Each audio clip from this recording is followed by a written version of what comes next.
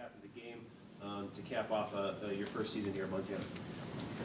Definitely a disappointing performance, for our football program, but we went up against a very good football team today. You can't make the mistakes that we made in the game and expect to be able to come out on top. And it kind of snowballed, once we got down, made the few errors that we did, and we had to try to take some chances and get back into the thing, and it snowballed a little bit.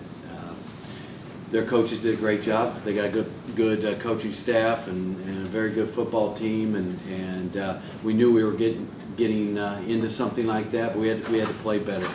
It was hard to run our offense because of we couldn't win the line of scrimmage offensively. Their defensive front did a fantastic job of stopping the run. We got into too many second and third and longs, and we couldn't handle it. Couldn't handle it up front, and their front did a great job.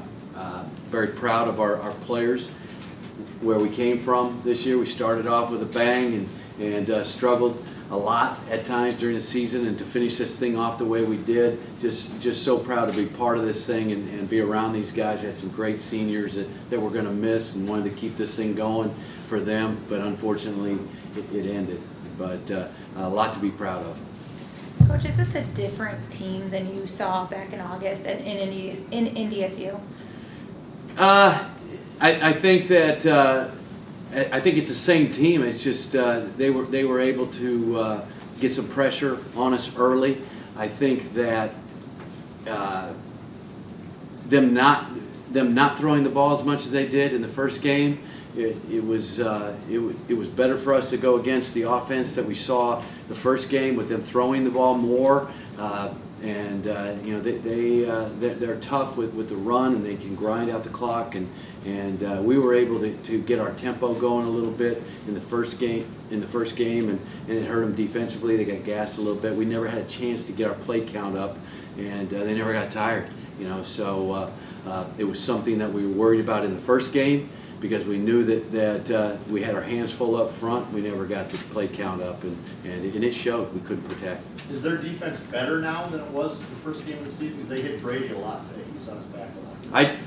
It's the same guys up front. They just got after us. Obviously you'd have to say that they're better, and probably had a better game plan going into this one. Brady, what were some of the difficulties you were seeing with their defensive secondary? I just didn't play to the level that I needed to for us to win the game. Kind of like Coach said, it snowballed a little bit. If we get one or two things different here, one that pops in my mind after we kind of tip the punt, my throw to Ben. If I hang in there a second longer, who knows where we'd be at right now. But it just boils down to the fact that I just didn't play well enough for us to win. Coach, how do you think one of the, maybe like you said, the snowball points was the first interception for a touchdown, where one goes from 7 to 14? I think that's one of the plays that maybe started it. Yeah, and you get down a couple scores, 2 or 3 scores against a team like this. You've got to try to hang in there, and then you end up just completely getting out of your game plan and throwing the ball probably too much than you want to, but you're not going to come back if you can't run the ball. It's very difficult to run our offense, and we just got into a drop back passing game and had to continue to throw it, and they got pressure on us every single throw. Brady, how big of a factor was the crowd noise just for your offense? It's college football. You're going to play in atmospheres like this. Everybody comes and brings their cowbells and their voices and stuff. It was loud, but we felt like we could handle it adequately. I'm not sure how much of a factor it played in the game. Coach, what were the adjustments that you guys were making at halftime? It looked like the vertical passing game all of a sudden showed up a little more. Well, you just had to get the ball out of your hands, and we knew the matchups outside were good, and that's what we had to do. We had to drop back and get the ball out as fast as we could possibly get it out. Tyrone, as one of the team leaders, what about the kickoff return? What was the thought there for you guys? We didn't cover it well enough, and they took it to the house. That sucks. Tyrone, what was early on? You guys were stopping them pretty well. What did you did you feel like you guys were getting tired, or did they do something different that really made it kind of change a little bit? No, I mean, they do what they do. I mean, it's been a recipe for success here, and they are not going to change. They've done it for however long they've been here, and no, they didn't do anything different. We just had to do what we did and do it better. Brady, is that some of the most pressure you felt most of the season?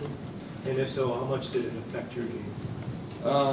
You know, I'd say it was probably on par. I mean, as a quarterback, you're going to see pressure. You're going to see blitzes and stuff, and you know, there's going to be the occasional guy who's looking free. But I mean, that shouldn't change anything for me. And it's just, I mean, offensive line played their hearts out. We kind of got down in it, and they. I mean, it's just tough when you're trying to drop back and throw it because of earlier miscues offensively. CJ Smith didn't play in the first game. Did you guys address that in the week leading up to this game? How much he was going to change things for them, Randy's team defensively, or did you guys just feel like it was just going to be another game? We kind of go in, and I mean, you guys do what you do. I mean, going into it, I mean, we knew we had a good idea of what NDSU was going to do defensively, and he's obviously an impact player, and on the defense of many studs there. And we didn't really look at it, to answer your question more bluntly. I mean, you're playing for schemes. Brady, obviously, one frustrating game, but there was no bickering between teammates. And I think after that pick six, Jeremiah came over, tapped you on the helmet and stuff. What does it say about the team that you guys still are encouraging each other in what is a frustrating game? I think it just says a lot about the character of guys we have. We're all really good friends, and I mean, we all have each other's backs. So just the fact that we can stay together through one of the worst performances ever. I mean, it says a lot about this team, and I'm very, very proud of my teammates. Thanks, guys. Thank you.